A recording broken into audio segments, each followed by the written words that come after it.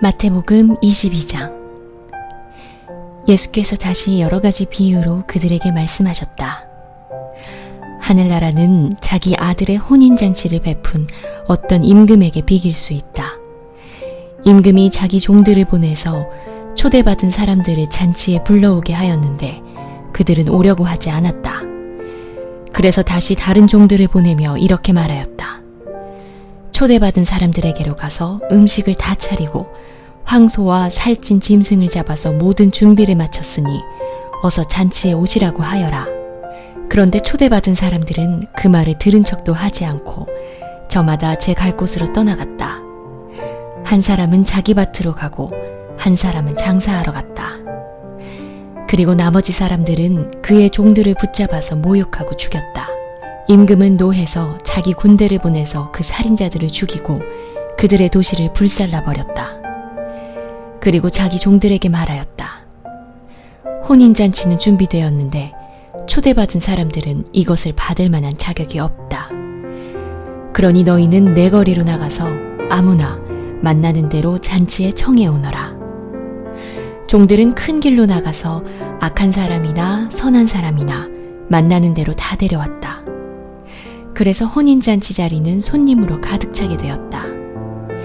임금이 손님들을 만나러 들어갔다가 거기에 혼인 예복을 입지 않은 사람이 한 명 있는 것을 보고 그에게 묻기를, 이 사람아, 그대는 혼인 예복을 입지 않았는데 어떻게 여기에 들어왔는가?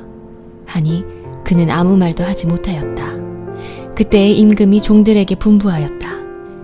이 사람의 손발을 묶어서 바깥 어두운 데로 내던져라. 거기서 슬피 울며 이를 갈 것이다. 부름받은 사람은 많으나 뽑힌 사람은 적다. 그때에 바리새파 사람들이 나가서 어떻게 하면 말로 트집을 잡아서 예수를 올무에 걸리게 할까 의논하였다. 그런 다음에 그들은 자기네 제자들을 헤롯 당원들과 함께 예수께 보내어 이렇게 묻게 하였다. 선생님, 우리는 선생님이 진실한 분이시고 하나님의 길을 참되게 가르치시며 아무에게도 매이지 않으시는 줄 압니다. 선생님은 사람의 겉모습을 따지지 않으십니다.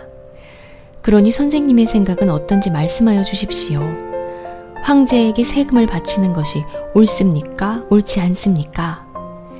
예수께서 그들의 간악한 생각을 아시고 말씀하셨다. 위선자들아, 어찌하여 나를 시험하느냐? 세금으로 내는 돈을 나에게 보여달라. 그들은 데나리온 한 잎을 예수께 가져다 드렸다. 예수께서 그들에게 물으셨다.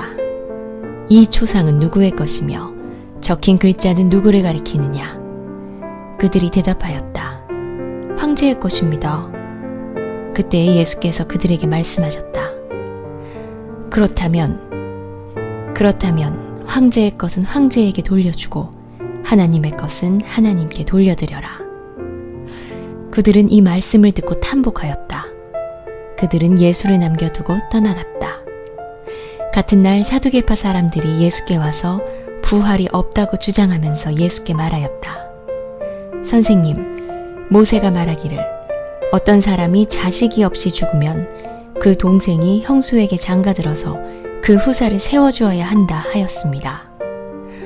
그런데 우리 이웃에 7 형제가 있었습니다.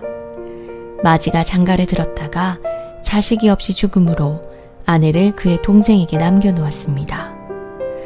둘째도 셋째도 그렇게 해서 7이 다 그렇게 하기에 이르렀습니다. 맨 나중에는 그 여자도 죽었습니다. 그러니 부활 때에 그 여자는 누구의 아내가 되겠습니까? 7이 모두 그 여자를 아내로 맞아들였으니 말입니다. 예수께서 그들에게 대답하셨다. 너희는 성경도 모르고 하나님의 능력도 모르기 때문에 잘못 생각하고 있다. 부활 때에는 사람들은 장가도 가지 않고 시집도 가지 않고 하늘에 있는 천사들과 같다. 죽은 사람들의 부활을 두고 말하면서 너희는 아직도 하나님께서 너희에게 하신 말씀을 읽어보지 못하였느냐? 하나님께서는 나는 아브라함의 하나님이요 이삭의 하나님이요 야곱의 하나님이다 하고 말씀하셨다. 하나님은 죽은 사람의 하나님이 아니라 살아있는 사람의 하나님이시다. 우리는 이 말씀을 듣고 예수의 가르침에 놀랐다. 바리새파 사람들이 예수가 사두개파 사람들의 말문을 막아버리셨다는 소문을 듣고 한자리에 모였다. 그리고 그들 가운데 율법교사 하나가 예수를 시험하여 물었다.